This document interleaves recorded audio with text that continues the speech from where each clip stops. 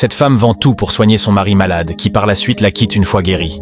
Amaka, une jeune femme dévouée et pleine d'espoir, est mariée à Chuka, un homme ambitieux tombé gravement malade juste après avoir perdu son emploi. Les médecins annoncent qu'il a besoin d'un traitement coûteux à l'étranger pour survivre. Faute de moyens, Amaka prend une décision déchirante. Elle vend leur maison, ses bijoux, et même l'entreprise que son père lui avait léguée. Elle s'endette auprès de prêteurs sans scrupules, mettant sa vie en danger. Pendant tout ce temps, elle dormira dans les hôpitaux, lavera des vêtements, se sacrifiant pour payer les soins. Chuka guérit. Il retrouve rapidement ses forces et son ego. Reniant le passé, il rejette Amaka comme indigne de sa nouvelle vie. Il part avec une autre femme, plus jeune et fortunée, affirmant qu'il mérite mieux maintenant. Amaka, brisée mais digne, refuse de sombrer. Elle reconstruit sa vie de zéro, soutenue par d'anciens amis et un homme qu'elle avait autrefois aidé sans rien attendre. Malgré les douleurs du passé, Amaka s'accroche à ce qui lui reste, sa dignité, sa foi et sa force intérieure. Elle commence à travailler comme aide cuisinière dans un petit restaurant local. Un job modeste, mais qui lui permet de manger et d'économiser quelques nairas. Un soir, alors qu'elle sert un client, une voix familière l'interpelle. Elle lève les yeux. C'est Obina, un ancien camarade d'université. Autrefois fauché et marginalisé, il se souvient qu'Amaka l'avait aidé à payer ses frais de scolarité quand il avait failli abandonner ses études. Aujourd'hui, Obina est chef d'entreprise dans l'agroalimentaire. Il est surpris, presque choqué, de la voir dans un tablier, couverte de sueur. « Amaka, c'est bien toi? Mais qu'est-ce que tu fais ici ?» Elle tente un sourire maladroit. « La vie, Obina. Elle nous bouscule parfois. » Obina insiste pour qu'ils se retrouvent plus tard. Lorsqu'elle accepte, il découvre peu à peu l'ampleur de ce qu'elle a sacrifié pour Chuka. Touché par son courage et sa sincérité, il lui propose un poste administratif dans son entreprise. Amaka, d'abord réticente par fierté, finit par accepter. Pendant ce temps, la nouvelle vie de Chuka s'effrite. Sa nouvelle compagne découvre qu'il est ruiné et le chasse sans ménagement. Son ego n'attire plus personne. Il est quasiment et totalement ruiné et misérable. Isolé, il tente de contacter Amaka. Elle lit son message. Le silence règne. Elle appuie sur supprimer, puis reprend son travail. Quelques mois passent. Amaka s'impose rapidement dans l'entreprise d'Obina. Rigoureuse, honnête et dotée d'un sens inné de la gestion, elle gravit les échelons. Bientôt, elle devient responsable de projet pour une grande campagne de distribution alimentaire dans les zones rurales. Mais les cicatrices du passé ne se ferment pas si vite. Parfois, la nuit, elle repense aux sacrifices faits, à l'humiliation silencieuse, à l'abandon. Pourtant, elle avance. Pas pour se venger, mais pour redevenir elle-même. Obina, de son côté, se rend compte que ses sentiments pour Amaka ne sont plus ceux d'un vieil ami. Il admire sa force, sa douceur malgré les tempêtes, sa capacité à ne pas haïr. Un jour, il tente de lui ouvrir son cœur. « Tu sais, parfois, je me demande si c'est toi qui m'as sauvé, ou si c'est Dieu qui m'a envoyé vers toi pour réparer ce que d'autres ont brisé. » Amaka le regarde, troublée. Elle n'a pas encore guéri, mais quelque chose en elle s'ouvre. Elle sourit doucement, sans répondre. Pendant ce temps, Chuka, misérable sombre. Sans travail, sans foyer, il erre. Il apprend qu'Amaka a refait sa vie, qu'elle est respectée, estimée et proche d'un homme puissant. Il commence déjà à regretter amèrement pourquoi il avait abandonné Amaka. Il commence à l'attendre devant l'entreprise, à lui écrire des lettres, à supplier. Un jour, Amaka sort et le trouve assis sur le trottoir, amaigri, les yeux vides. « Amaka, je t'en supplie, je n'étais pas moi-même. Recommençons. » Elle s'approche, le regarde. « Chuka, ce que j'ai perdu, je ne le retrouverai jamais. Mais tu sais ce que j'ai gagné? La paix. Et je ne te laisserai plus jamais me la voler. » Elle le laisse là, avec ses regrets. Et elle rentre dans son bureau, la tête haute. Les jours passent. L'histoire d'Amaka, bien qu'elle ne la raconte jamais, commence à circuler discrètement dans les couloirs de l'entreprise. On la respecte non seulement pour son travail, mais pour ce qu'elle incarne. La renaissance, la force tranquille, la dignité retrouvée.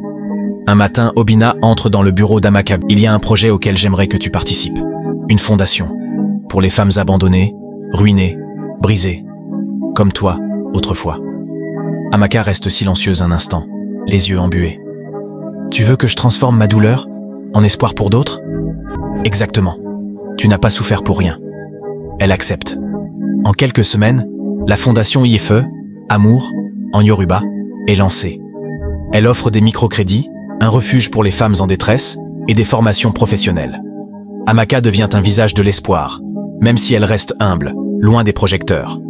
Un jour, Lors de la cérémonie d'ouverture d'un centre d'accueil, une femme âgée prend le micro. « Je ne connais pas toute ton histoire, ma fille, mais tu as transformé ta douleur en lumière. Et aujourd'hui, cette lumière éclaire des chemins que beaucoup pensèrent perdus. » L'audience applaudit. Amaka baisse la tête, émue, serrant les mains de femmes qu'elle n'a jamais vues mais qui vivent ce qu'elle a traversé. Un an plus tard, lors d'un gala caritatif, Obinna invite Amaka à danser. Cette fois, elle accepte sans hésiter. Au milieu de la piste, en robe mais élégante, elle se laisse aller, enfin. Il lui chuchote. « Est-ce qu'un jour je pourrais te rendre heureuse ?» Elle le regarde, longtemps. Puis, simplement, commence déjà par rester. Le reste, on le construira ensemble. Et elle sourit. Pas pour oublier le passé, mais parce qu'elle est libre. 2 ans plus tard, la fondation IFE est devenue une référence. Amaka est régulièrement invitée à des conférences, reçoit des prix humanitaires et continue de vivre simplement, avec cette même humilité qui fait d'elle une légende silencieuse. Pendant ce temps, Chuka est arrêtée pour une escroquerie mineure, tentant de survivre. Elle et Obinna sont désormais officiellement en couple. Leur relation s'est construite sur le respect, la patience et la guérison mutuelle. Mais Amaka refuse toujours de se remarier. Le mariage, Obinna, ce n'est pas une robe blanche. C'est ce que je vis avec toi chaque jour. Obinna comprend. Il ne presse pas les choses. Il reste. Mais un nouveau défi frappe à la porte du bonheur. Une journaliste ambitieuse découvre l'histoire complète d'Amaka et celle de Chuka. Elle propose une interview exclusive à Amaka, promettant de révéler au monde ce qu'elle a enduré. Amaka hésite. Elle a tourné la page. Mais une visite inattendue la fait changer d'avis. Un jeune garçon de 15 ans débarque à la fondation, accompagné d'une religieuse. La femme religieuse dit à Amaka: « Le petit dit que sa mère est morte l'année dernière. Il vit chez des tantes abusives. Il a fui. Il dit qu'il a entendu parler de toi, Amaka. Et il dit qu'il est ton neveu, le fils de ta sœur disparue. » Le passé la rattrape. Elle accueille le garçon. Il s'appelle Soma. Il est vif, intelligent, mais marqué. Amaka décide de faire l'interview. Pas pour elle, mais pour toutes celles qui n'ont pas eu sa chance de survivre. L'interview télévisée devient virale. Amaka y parle, sans rancœur, du sacrifice, de la trahison, mais surtout de renaissance. Elle ne nomme jamais Chuka. Quelques jours plus tard, en prison, Chuka regarde l'interview. Silencieux. Il pleure. Pas de haine, juste le vide. Sous un ciel doux, à côté d'une petite ferme qu'elle a achetée, Amaka est assise sous un manguier. Obinna lui a du thé et est toujours à ses côtés. Soma joue au loin avec un chien qu'ils ont adopté. Elle profite pleinement de la nature. Je ne suis pas une héroïne, juste une femme qui a refusé de mourir en silence. Elle sourit. Et cette fois, c'est un vrai bonheur. Le genre qui ne fait pas de bruit. Quelques mois plus tard, alors qu'Amaka commence à goûter une paix bien méritée, une lettre officielle arrive à la fondation. Elle émane d'un cabinet d'avocats influent à Lagos. Objet: réclamation sur les actifs de la fondation IFE. Un homme prétend être le vrai fondateur légal de l'association. Il accuse Amaka d'avoir volé l'idée, les fonds, et réclame l'arrêt immédiat des activités de la fondation, ou une indemnité astronomique. Amaka, confuse, lit et relit la lettre. L'homme en question est l'un des anciens prêteurs à qui elle avait emprunté de l'argent pour soigner Chuka. À l'époque, elle avait signé plusieurs papiers sans les lire, pensant que ce n'était que des reçus de prêt. Ce que personne ne savait, c'est que ces papiers donnaient des droits d'usage sur tout futur projet monté en son nom. Elle avait littéralement hypothéqué son avenir sans le savoir. Une bataille juridique s'engage. Obinna propose d'user de son réseau pour étouffer l'affaire discrètement. Mais Amaka refuse. S'il faut que je tombe, je tomberai debout. Pas dans l'ombre, pas avec des combines. Elle décide de lutter à visage découvert, comme toujours. Pendant ce temps, la presse s'empare de l'affaire. Les soutiens affluent, d'anciennes bénéficiaires de la fondation, des activistes, même des célébrités locales. Une pétition circule. Des femmes témoignent. Sans elle, je serais morte. Elle m'a rendu digne. C'est notre mère à toutes. Soma, qui a tout vu, tout entendu, approche Amaka dans la cuisine. « Tanti, j'ai peur qu'ils te prennent. »« Personne ne peut me prendre, Soma. Pas tant que je suis debout. » Finalement, le tribunal tranche. Grâce aux témoignages et à un avocat bénévole, le juge reconnaît que les signatures avaient été obtenues sous détresse financière et émotionnelle, rendant les contrats abusifs et non valides. Amaka gagne le procès. La fondation est blanchie. Mais plus encore, sa réputation sort renforcée, élevée au rang de figure nationale de la résilience féminine. Sous une pluie légère, lors de l'anniversaire des 5 ans de la fondation, Amaka prend la parole devant une foule réunie dans la cour du centre d'accueil. Elle tient la main de Soma à sa gauche et celle d'Obinna à sa droite. « Je pensais avoir tout perdu. Et pourtant, me voilà. Pas parfaite, pas intacte, mais debout. Et ce que j'ai aujourd'hui, je ne l'échangerai contre rien au monde. La foule applaudit. Quelques semaines après le procès, la vie semble redevenir paisible pour Amaka. La fondation IFE a rouvert ses portes en beauté. Les dons affluent. Amaka est invitée à parler à l'étranger, dans des forums sur les droits des femmes et la résilience en Afrique. Mais malgré les apparences, quelque chose la hante. Depuis quelque temps, Soma devient distant. Il parle peu, mange à peine, et commence à rentrer tard. Un soir, Amaka découvre une petite blessure sur le bras de Soma qu'il cache maladroitement sous sa manche. Elle lui pose la question. « Soma, qu'est-ce qui t'est arrivé ?»« Rien, tanti. Je suis tombé. » Mais Amaka sait reconnaître un mensonge doux, celui que les enfants racontent quand ils ont peur. Elle suit discrètement Soma un soir. Il se rend dans un quartier pauvre et dangereux, près du vieux marché abandonné. Là, elle le voit parler avec un homme plus âgé, tatoué, nerveux. Elle reconnaît le visage. C'est Brass, un ancien membre de gang connu pour exploiter les orphelins. Le cœur d'Amaka se serre.